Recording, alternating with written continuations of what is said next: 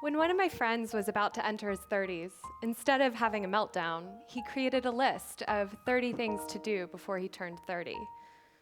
This idea resonated with me, and when I turned 29, I also created a 30 under 30 list.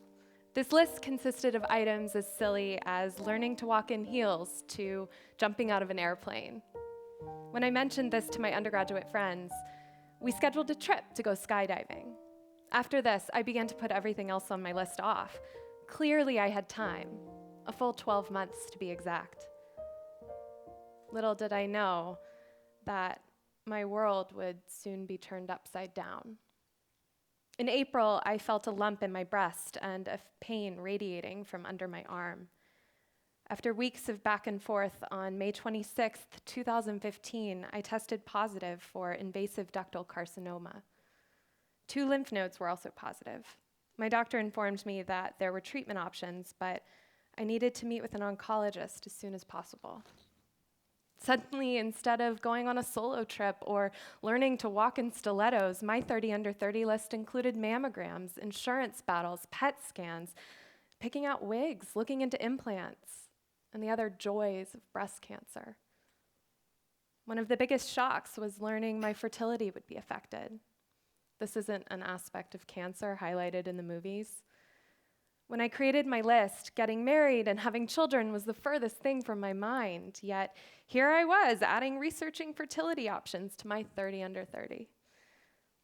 I learned that planning was useless. This proved true on my first day of chemotherapy. On July 1st, I had planned on having my last raw meal, a lox bagel, with my sister and a friend before heading to treatment. Instead, we were in a car accident, and I was driven to my first chemo session by Sergeant Tommy Mattias of the NYPD. I mean, really, who gets into a car accident on their way to chemo and gets driven to chemo in a cop car? Once I got to MSK, I just wanted to get chemo started and over with. Due to the events of the day, all the anticipation and the stress disappeared. I took a picture of the first session to send to family and friends.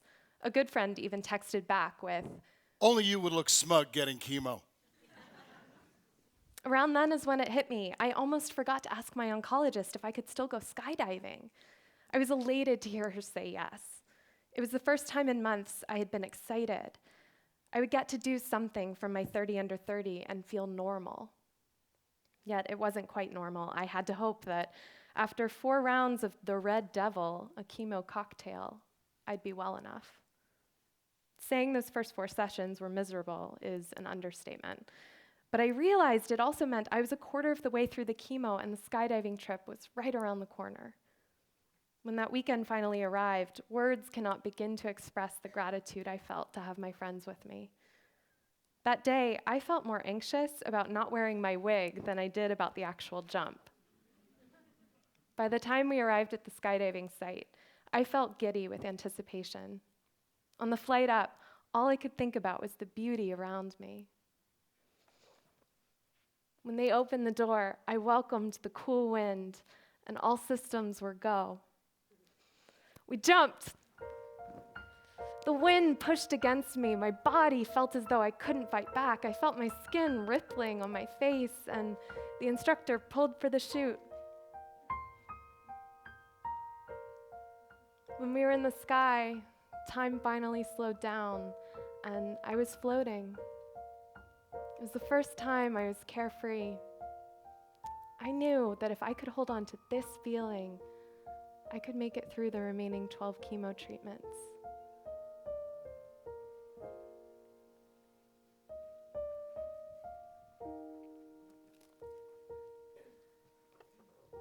Through those remaining treatments, when things got rough, when I felt weak, which was often, I reminded myself I couldn't give up.